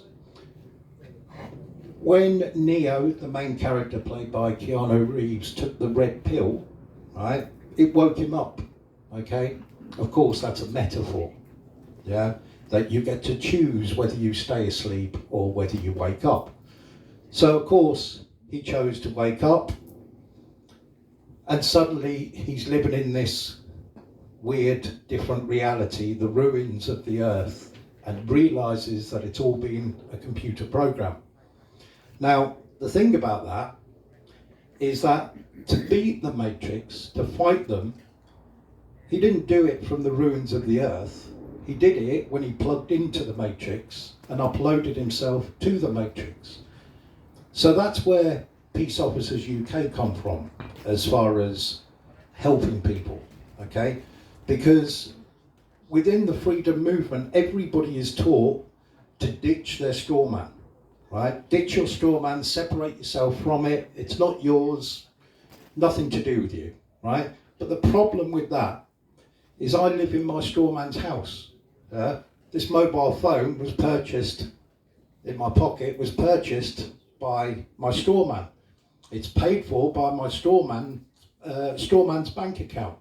Okay? So I don't want to live on a desert island somewhere where I haven't got the comforts I've become used to in my life. I'm 56 years old now, and I've got used to a certain way of life, okay? So instead, I need to protect my straw man, okay? I need to claim it as mine and say, okay, it's my straw man, right? So if you put a claim against my straw man, I'm going to defend that claim. I'm not going to dismiss it and say, you know, it's nothing to do with me. I'm a sovereign being, right? Now the trouble is, nobody within the establishment sees you as a sovereign being, even though we know we should be, and in fact are, okay? So if nobody sees you as that, right, what's the point of shouting that at them, is my way of thinking. Instead, what I would rather do is look at their laws, look at their legislation, their acts and statutes, and rather than saying, I don't stand under that, blah, blah, blah, and being completely ignored, because at the end of the day, you're going to do that in a courtroom. If you step into a courtroom, you've agreed to their terms and conditions. You've given them the jurisdiction over you, okay? Otherwise, don't go into their courtroom. But then what? They're going to come for your straw man, okay? They're going to send bullies out to get your straw man. And my wife's uncle, allegedly Dave, he described it once as like a coat, okay? You're wearing the coat. The coat is the straw man. And when they come for the coat, if you're in it, they're going to take you as well. That's what they're looking to do. Because in the absence of you, obviously the Crown is the only trustee of that birth trust. But then the Crown can do whatever it wants with your property, because it's not your property, it's your straw man's property. It was bought with straw man money in a straw man society, right? So we're about protecting people protecting their straw man. Yeah, and so predominantly what we do now is we protect people at their homes when it comes to enforcement agents. Used to be known as bailiffs, but now they're all known as enforcement agents. When they come to your home and you don't know what to do, what laws to quote or what to say to them, that's where we come in, okay? Because up until now, there's nobody out. Everyone's running away from this jurisdiction, this Admiralty law jurisdiction. And the problem with that is, think of it like a tower block building, right? Where you've got everybody trying to run out of it, right? Somebody has to run in there, yeah? Somebody has to try and put the fire out or carry the people out or protect them, right? So that's what we're doing, essentially. As I say, there's nobody else that is there as a company, as a corporation. Now, this is why we became a corporation, is to give us that legitimacy in their system, okay? Because without that, we're just a bunch of nutters, yeah? We're just a bunch of nutters who think they know the law, who learned it on YouTube, blah, blah, blah. Right? Well, I don't want us to be seen like that, right? I want us to be able to stand down police. Now, I've done this myself, right? I've dealt with bailiffs many, many, many times for myself and for other people. And dealing with them is very, very easy, yeah? The hardest bit is realising how easy it is, okay? There's a magic word you can use when they knock on your door. And it's no. And I've literally done that before. I've just opened the door and gone, nope, and shut the door. What can they do? They can't bust in. Many people think, oh, but they can break in, they can get a locksmith. There's only 3 things they can get the locksmith for, okay? One is criminal court fines, okay? Not penalty charge notices, criminal court fines. Another is income tax. And the other one is stamp duty. Those are the only 3 things. Anything else, council tax, parking tickets, all of that, water company, electric company, gas company, whatever, all of that, right? All they can do is knock and ask you, yeah, and try and intimidate you. And they are the last line of offence as far as these companies are concerned. Because they've already gone through the county courts, or in the case of the council, they're fake courts. Yes, Jody. First thing they ask you when they knock on the door is, are you Miss Althea Finch? And I answered yes, and I should have said no. Shut the door. Literally, there's different, right, so there's different ways you can deal with it, right? When you get a knock on the door. The easiest one is to just open it and go, nope, or so instead just go, no thank you, I'm not interested, and then shut the door. Simple as that. Nothing they can do, right? Another method I treat, if you think, oh, my voice will go a bit croaky, I'll lose my bottle, then don't say anything. Just open the door, stare at them really intensely, right? Stare at them, and then slowly close the door and follow it with your eyes, right? Close it completely shut. Now, what are they going to do? I'll tell you what they're going to do. They're going to write down vulnerable person, and that's going to get reported back. Just like if you go, no, not interested, and shut the door, that will go on your file. And I'm at the stage now where I've had them come out to me in the past so many times, they don't even come out to me. Well, they come out and just post a letter. They don't knock, they post a letter. And the only reason they do that is so they can take a picture of them posting the letter, and so their sat-nav says that they've turned up at that address. Okay, so then they can get paid. Yes, Wilfred. Will they ever put their foot in the door and stop it closing? They're actually, contrary to popular belief, they're not allowed to. That's not classed as peaceful entry. Okay, so that's aggressive behaviour, and that is against the law. So although these things have happened in the past, and many different situations have happened, it's usually down to the way the person deals with the situation as opposed to what you're, you know, how simply you could actually do it just by saying no, or no thank you, not interested. It becomes aggressive trespass. Yes, it does, yeah, aggravated trespass, yeah. An aggravated trespass can carry a sentence of up to 3 months in prison or a fine level 4, no greater than level 4 on the standard scale. You had your hand up. Yeah, just going back to the criminal earlier. Yeah. There's one, I've got some speeding stuff on the go at the moment, and they're now saying it's criminal because I haven't identified the driver and it was speeding, but I'm not sure when they converted it to criminal. Right, so with the speeding, I always find speeding ones so easy, so easy, but you've got to do it right from the start. Okay, so what have you done so far with your speeding thing? Have you just ignored it, or? It was actually driving under a red X on the motorway. First question was, what's your evidence and what laws have been broken, which they wouldn't answer. And then their next letter was, you've been nominated as the driver. Who is the driver? And I'm like, what? So this is an alleged offence in a nominated driver, please be specific.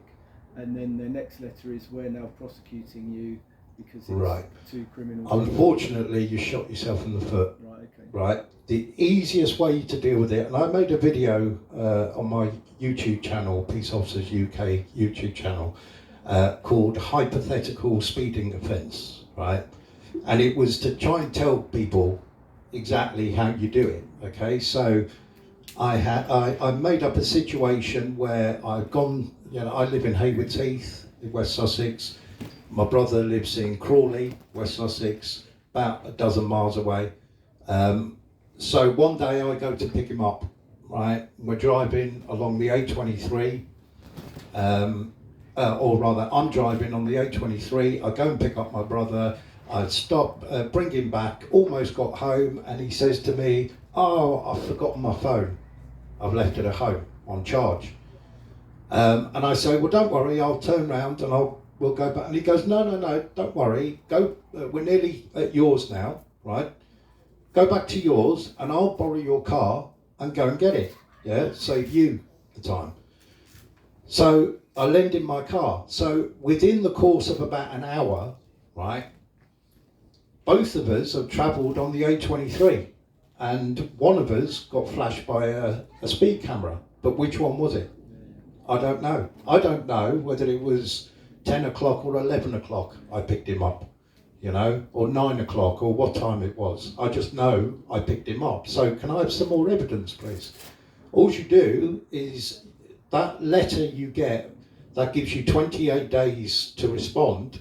And I've had this situation before with somebody. Unfortunately, they took some wrong advice from somebody and put down I, blah, blah, of the family, blah, blah, being a living man, you know, etc., etc. There is, what is it, no injury, no claim, all that sort of stuff, right? Put a statement. And it went to court, and it was he was found guilty of that and the speeding of failure to provide driver details and the speeding offence at the same time. He didn't appear at court. He just got the letter to say, you know, here's your penalty. So he contacted me, spoke to me, and I said, right, first thing you need to do is issue an ignorance of proceedings form, a statutory declaration, or commonly known as a stat dec, which basically says, I didn't know it went to court, and I need an opportunity to defend this case. So he submitted the ignorance of proceedings form, and then we went to, the court date was set and we went to court, and it was, I think it was the third time because there'd been a couple of adjournments before that. And they ended up having to drop the speeding offence because my advice to him was contact the traffic enforcement department of the police and ask them for evidence of the front of the vehicle to show who the driver was, because that might not even be your car. Yeah, that could be a cloned vehicle. In, what was it, 2018, I think it was, there was estimated by police to be 1.75 million cloned vehicles on UK roads, right? That is an awful lot. Now, I can guarantee you that figure's shot up since the introduction of ULEZ and low emission zones, right? People putting false number plates on just to go through the ULEZ. So prove to me that's my vehicle. Prove to me that I was the driver, because only the driver is... see, when you're taken to court for speeding and not providing the details, you're being prosecuted as a registered keeper and as a driver, right? So of course, because my friend, he asked them for more evidence and they couldn't produce that evidence, they had to, he was found not guilty of the speeding offence, but he was found guilty of the failure to provide because he didn't respond in the manner that he should have done. She even said to him, the magistrate, she said, had you have asked for evidence at that point, use that opportunity, that 28 days to ask for evidence, I would have considered that as a defence, right? Because under section 172 of the Road Traffic Act 1988, it states that a registered keeper is duty bound to provide driver details where it is possible to do so. So by asking for more evidence, you're saying, well, it's not possible for me to do so because more than I use that vehicle. And I don't know on that day who was used. I know somebody else used it, a friend of mine, but I can't name that person because I could only name that person if I knew him to be. Now, I used, in the example I did with the video, hypothetical speeding offence, I used my brother as the other person. Right, they used my vehicle because if they did have a sharp image of me travelling, 80 miles per hour with the sun glaring on the windscreen, and you could definitely 100% tell it was me, or so they would believe, I can just say, well, that looks like either me or my brother. He's my brother. He looks like me. I look like him. So, can I have some more evidence, please? Yeah. Well, what we've done is we've challenged it even before you get to that step. Because if you say, oh, that wasn't me or something, you've accepted that the form that they've sent you is valid. So what we've done is we got a notice of intended prosecution. We said, well, this form isn't valid because it's not addressed to me, it's not signed, there isn't a full name of who the claimant is going to be. And at the bottom it says this is a legal document, and as a former lawyer I was like, well, sorry, that's not true, that is not a legal document. So I wrote back to them and said, this isn't a legal document, and then they sent us a final reminder and said that, but at the bottom they've taken out that it was a legal document. Mm-hmm. So I wrote back to them and I said, that's fraud. You know that you've given us a fraud. You know about misleading statement and you're sending it out to people. It's fraud and it's larceny. So I've said, that's null and void. Just the form. Don't even get into the evidence. Just the form is not legal. Yeah. No, I get what you're saying. And, as with all these things, there's various ways you can deal with it. That would be one, but it would equally come with a fight, the same fight as you would have, doing it in a court, because you've got to have backwards and forwards correspondence with them. So it's... Well, I think it's going to be difficult for them to come back on this because, I said it's fraud. Do they want to take that to court and say we defend it? See, what is more empowering is to go through the correct process of what they would expect from you. So, where you do fill in the form, but you've asked them to prove their case, right? You've asked them for evidence, and until they provide that evidence, it's impossible for you to provide that evidence. Well, that's the next step, if they did get over that, because I sent a notice of irregularities and deficiencies. They probably figured out that you were going to be quite a pain in their backside, being legally trained. They probably thought, this is, we're not going to get a conviction. I haven't heard from them. This was about 2 weeks ago. It's still early days. You might still hear from them.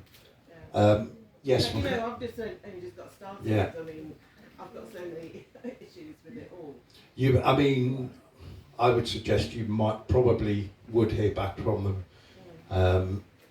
And it will be a letter that says, you know, do you plead guilty or not guilty to each of these offences. So well, the thing is, nobody will sign any of these letters. Nobody's going to be responsible. this is So the problem we have, though, is yes, you're right, nobody will sign them, and so really they're not really legal documents. They shouldn't be used legally, right? However, you have to take into consideration the people you're dealing with, okay, including the magistrate you're dealing with. A magistrate is not legally trained. A magistrate takes direction from the clerk of the court, who is legally trained, is usually a solicitor.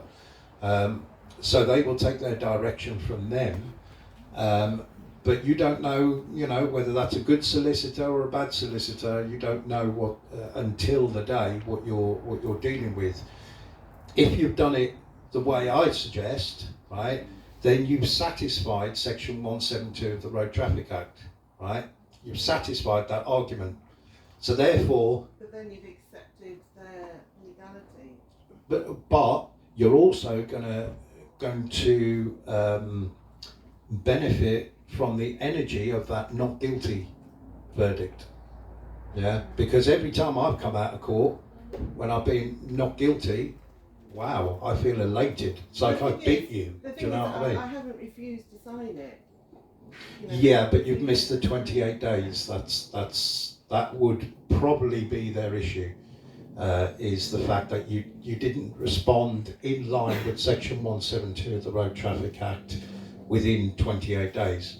I mean, it's something you can argue in the court. If they take you to court, you can say this is not a legal document. However, you're going to be telling that to a magistrate who, as I say, is trained in procedure but not trained in law. So they're probably just going to assume, well, if it's been issued and it's, you know, as far as I'm concerned, why would it be illegitimate, you know? And so they'll make their... They've even changed the form for me because they've admitted that it wasn't legal. Yeah, they've changed it so that the second one, now you can't claim that, can you? The second one, they can say, well, it doesn't stay that on that particular one. Yeah, but they still didn't have a signed form or anything else, so... It will be one of those things where time will tell, and it's something that you will have to... Yeah, best of luck, absolutely. Yeah, sorry, you were... Can I just ask, if you only ever drive your own vehicle, yeah, is there still a way to impel them to produce evidence of a front-facing photograph? Well, how do they know only you drive the vehicle? Well, if we're living in honour, then I'm not going to lie and say... Well, you don't even have to lie. If you don't want to specifically say, you know, I lend it to other people, then you can just stick to the point of, can I have some evidence that it was my vehicle? Because as far as you know, that could be a cloned vehicle with a person who you've never met before. Yeah. All they need is a similar car to you. If they've got one, they've seen your number plate and gone, oh, I'll order one of them from Amazon. That'll turn up tomorrow for 10 quid, or a couple of days. I think the personalised ones take for 10 quid, and I'll stick that on my car. Yeah. They've got you're saying, and you're entitled to proof.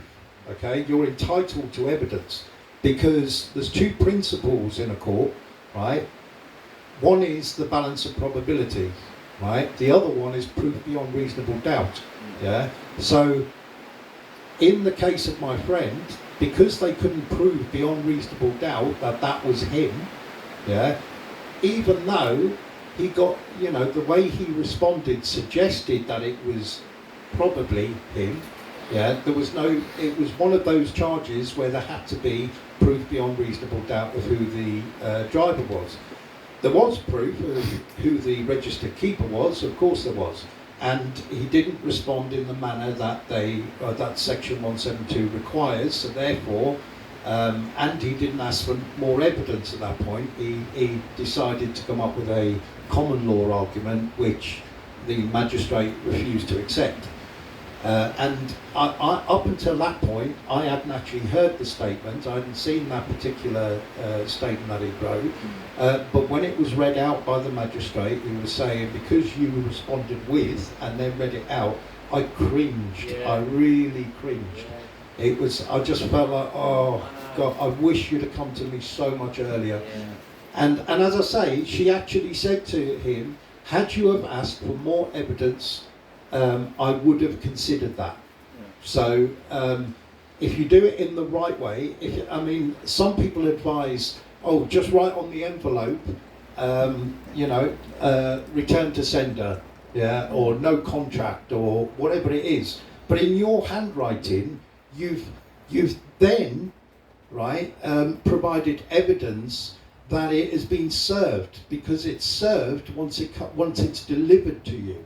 Okay, once it's delivered to you, in the law, it's considered as served. It's not whether you've seen it or not, or whether it was handed to you from one hand to another, right? It's considered served if it's gone through your letterbox.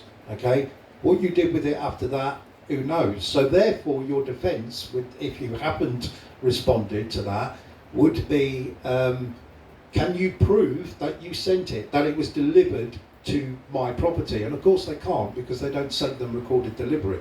So they just send them out first class or second class or whatever.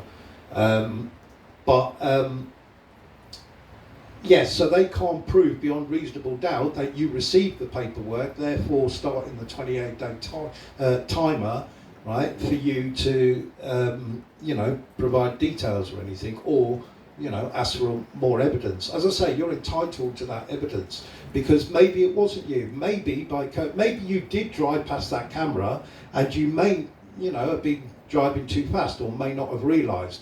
However, another car, right, drove past that camera with your number plate as well, right? So which one was it? Was it me, or was it the cloned vehicle? I don't know. Prove your case. As the defendant, it's not for you to prove your case, for you to rebut the claim against you, right? You need to, give a reasonable argument to rebut the claim, but it's always down to the accuser to prove their case. And they rely heavily upon confession from people. That's what they rely upon. Sorry, yeah. Not at all. So, under 172, we must respond within 28 days. That's fine. Yeah. 2 questions. Do we sign that document? And you say we fill it in. In filling it in, are we not saying, yes, I was the driver? No, if you're filling it in, you're not giving your details as the driver. When it asks for driver details, right, you can put see attached note, right, and put attach a note to it. Or in that area, if you've got space. Did you sign it? Yeah, you can sign it. Yeah, you can sign it, because you're not confessing to anything, right? You're just saying that this is my statement. So therefore, this is my signature to declare what I've said. Because at the end of the day, it doesn't matter whether you sign something or not. It's about what they can prove and whether, who wins that case. Yeah. And if you do it in the correct way, you will win that case, because they can't prove their case. Okay. As I say, there's 2 offences there, right? One is upon the registered keeper, and one is upon the driver. Right, so they might be able to prove that you're the registered keeper and that you didn't, like my friend. They found him guilty for that as the registered keeper, but innocent of being the driver, because there was no proof of who the driver was. He'd asked for evidence, they didn't provide it, therefore that case dropped.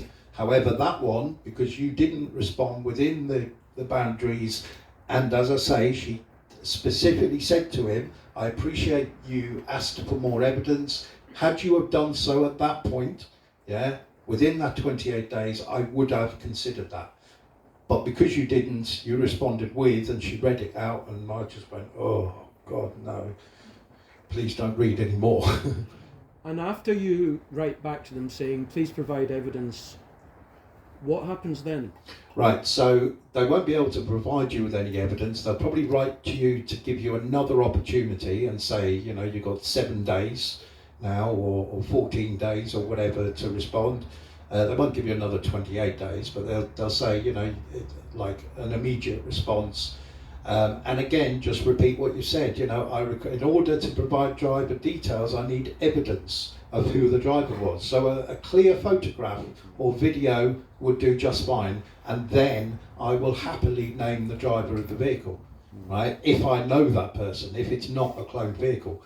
So, and then if they go, the next step would be for them to probably, you know, send you another letter to say, is it single procedure notice or whatever, single justice procedure notice, saying, giving you the opportunity to plead guilty or not guilty, and so you just tick not guilty on both offences, and when you go to court, you say, look, I asked for evidence, yeah? Section 172 of the Road Traffic Act entitles me to ask for evidence if I don't know who was the driver, if I can't be 100% certain that at that particular time I was the driver and that was my vehicle. Yeah, it could have been anybody, yeah, with a vehicle similar to mine, and to skip ULEZ charges or speed cameras, they've cloned a vehicle. Maybe they're not insured or licensed or whatever. So there's many reasons why there's so many cloned vehicles throughout the UK. And because of that figure, as I say, that was a 2018 figure estimation. That was before ULEZ was rolled out, and then rolled, you know, expanded even further. So you can well believe there's well over 2 million now. And if there's over 2 million vehicles on the road that are cloned vehicles, then you have a legitimate case to ask for evidence and therefore get them to prove their case. Yes, Jake. Can you do the same with PCNs then? If you You can do, but PCNs, you see, they don't lead to fines. PCNs are penalty charge notices, so they're just kind of like civil invitations to pay. The way I deal with PCNs is do nothing. Do absolutely nothing. Yeah? Yeah. Throw them in the bin. Same thing I do with council tax demand. I've never in my life paid a penny in council tax, ever. Never ever paid a single penny of council tax or community charge as it was originally known. And they sent enforcement agents out, and every time I just like, no thank you, not interested, shut the door. They post a letter, they go off. I have a vehicle that's worth less than £1,350, so, and that's the threshold, the legal threshold. If your car is worth less than that amount, they can't take it. If it's on finance, they can't take it. If it's owned by somebody else, they can't take it. If it's part of a Motability scheme, they can't take it. So there's various reasons, ways they can't take it. If they do clamp your vehicle and it's worth over £1,350, just wait until, don't panic, just wait until the tow truck turns up, and then sit in your car and lock the doors. Put on some headphones and sunglasses, even if it's chucking it down, because then you cut off all lines of communication. You see, they know that if you've got headphones on or earphones in, there's no point in them shouting abuse at you and shouting orders at you, is there? If you've got sunglasses on, they can't make eye contact with you. They don't know if you're looking at them or not. It's like you're completely deaf, dumb and blind to anything that's going on outside that car. So it's you know, they can't, the recovery can't tow it with you in it, yeah, because that's against health and safety laws. They're not insured to do that, and they would get in serious trouble, could lose their job. And the police can't get involved under Section 26 of the Criminal Justice and Courts Act 2015. Now, that is an interesting act to learn if you're ever going to be dealing with police, and I'm going to wrap it up in a minute. If you're ever going to be dealing with police, right, learn Section 26 of the Criminal Justice and Courts Act 2015, subsection 4. Because subsection 4, do you want me to say that again? Sorry. Right. Section 26, Criminal Justice and Courts Act 2015, subsection 4 is the most interesting. Hold on. No. You can download the sheet with this already printed out from the peaceofficers.uk website. If you go on peaceofficers.uk, don't put in .co.uk, it's just peaceofficers.uk. If you go on the website and go to resources, you'll see it there. They can only tow your vehicle from a public road as well, can't they? You can't take it from a private property or private road. I mean, when they come out to you and start saying, well, you know, and start clamping your car and say they're going to do this, and then they call it and then they tow it and put it on the thing, they're doing all that illegally because they don't have the correct paperwork, right? Now you could stand there and argue with them, but all you're doing is empowering them, right? And you know, you're poking at their ego, and now they want to be you. What I'm saying is, if it's on a drive or on a private road, and you remove all the implied rights of access. Yeah, that's what I mean. And there's the case of Leighton versus Bristow and Souter 2023, where Mr. Leighton won his £4,000 in damages against Bristow and Souter because he'd asked them for the authority from the court. They were there for council tax, asking for authority from the court, and they wouldn't provide any. All they could provide is the documentation, the alleged liability order from the council. And that's because the authority hasn't come from the court, it's come from the council. But, you know, what right has... I return all my letters to the council via Serco, who empty my bins, right? So they get them back one way or another, right? So that's it. That's all I do with them. I rip them in half. I don't even open the envelope because I know what a council tax envelope looks like. And there's nothing I need from the council, so therefore, if they're writing to me, it's to say, we want money, right? So it gets ripped in half without being opened and thrown in the bin. I rip it in half so it can't be fished out of the bins and used as ID to, you know, pretend to be me. So you don't have to shred it, just rip it in half, because nobody's going to accept a ripped in half council tax bill as evidence. They'll know that's been, you know, it's something suspicious carried on. So, as I say, that because they haven't got the authority of the court, you do need to have some kind of private property no trespassing notice. And if you go on to, as I say, the website peaceofficers.uk, you can download one for free. Private property no trespassing, and it's got the... Now, I'm trying to avoid ones that say, you know, the fee schedule being like, if you trespass, you owe me £250,000, right? It's ridiculous because you can't claim that, okay? You can't claim it in a small claims court. I've got a fee schedule on the one I created, right? But if you total up all the different things, so £1,000 you owe me for I can't remember what the wording was now, raising my attention.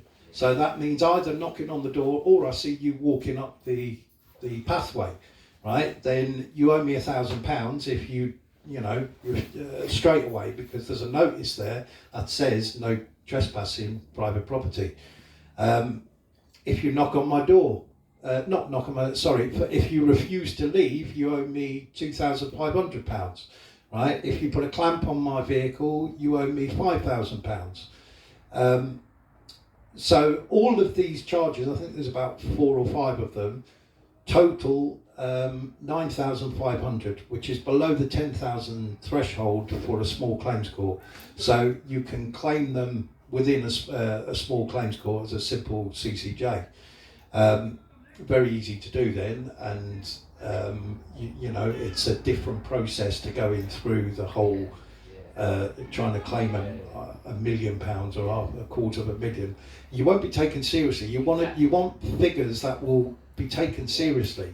You know, I've got a notice attached in the windscreen of my car, and again you can download that from the website, which basically says that any device or document attached to my vehicle, i.e. a clamp or a parking ticket or whatever, you agree to pay £250 plus any legal fees and the cost of the ticket as well. So they're putting a ticket but issuing it to themselves at the same time.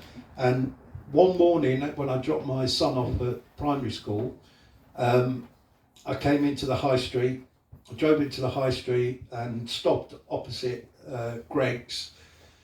Went into Greggs to get a bacon roll, and I saw I was parked on double yellows over the other side of the road, but when I parked there I saw the guy looking similar to this civil enforcement, up the road, up near the bus stop, quite a way up. And he looked down as he saw me getting out of the car, but I thought, I don't really care. I went into Greg's, I'm in the queue, and I'm looking out the window, watching him, and eventually he walked up to it, he saw the notice, he looked at it, and then just turned and went.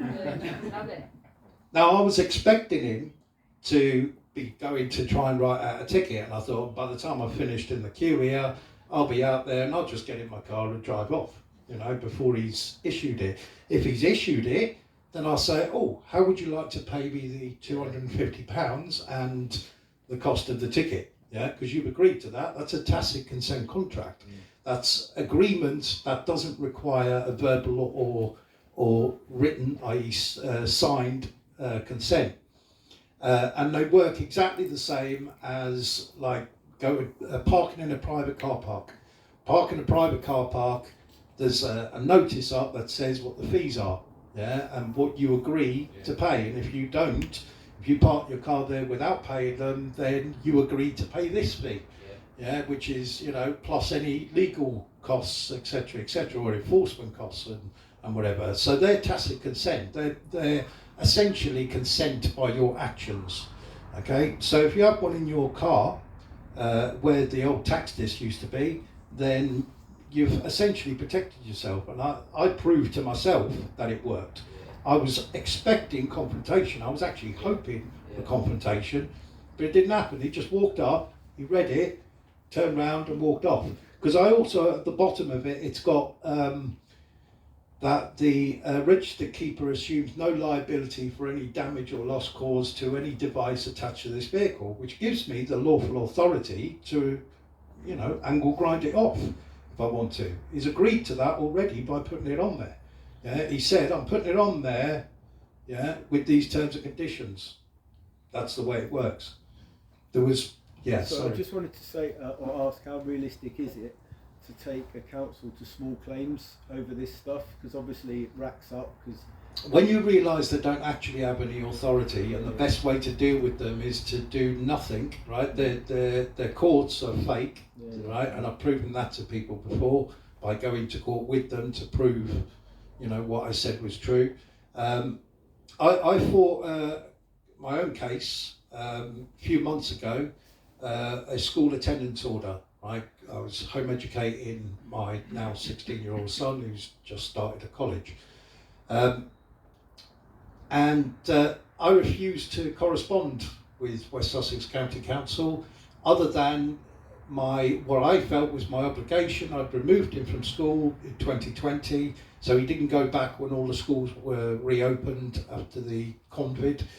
And so, I'd removed him from the school, and then they issued, they kept harassing me, right? So initially I spoke to somebody from the LEA, the Local Education Authority, and they were quite happy. They would say, because I'd previously done it before, with my daughter, my eldest daughter, who went on to get a degree at university, and now works at a university herself. So I'd 100% success rate at home educating with my son. I knew exactly what I was doing.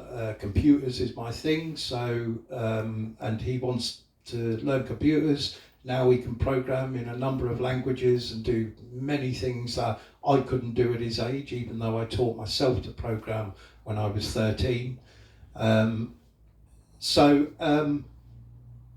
I said to them, I'm not giving you any more information. I've given you all the information I've given you. And I'm not obliged to do that even. Yeah, there's no law obliging me to do that. They said, well, you've got to provide it. Otherwise, we're going to apply for a school attendance order. So I said, look, you do what you've got to do. I'll do what I've got to do. Simple as that. So eventually they did issue a school attendance order. I completely ignored it. They took us to court. And I shown in court the document from the gov.uk website entitled Elective Home Education Departmental Guidance for Parents. On page 14, section 5.4, there was a paragraph that said that the parent is under no legal obligation whatsoever to agree to a meeting with the EHE, the Elective Home Education Department, or to provide any evidence. And that was it, case one. Case one, just on that document. So I knew. However, just before our case was heard, and this I'm going to finish on this, just before our case was heard, there was somebody from one of the councils, right, sitting in the court, and he had to be heard first. So we were sitting waiting because we were brought into the court. They said there's 3 things we've got to deal with, just dealing with this one, and then we'll deal with that one, then we'll do yours. One of them was a council worker applying for a liability order for, I think it was 358 names. That's what he said, 358 names. Didn't have to read any of the names, just said for 358. And they said, can you just confirm that number again? He said, yeah, 358. So we wrote that down and said, okay, fine, yeah, done. As simple as that. So that's what they're doing. It's not legal, it's not legitimate. Liability orders were cancelled back in 2003. They don't exist. It's all fake. It's a fake court. It's a fake system. You've just got to know how to fight it and fight it the right way, and you'll be successful. But if we are putting these notices on our vehicles, which I have, is it possible for us to follow that through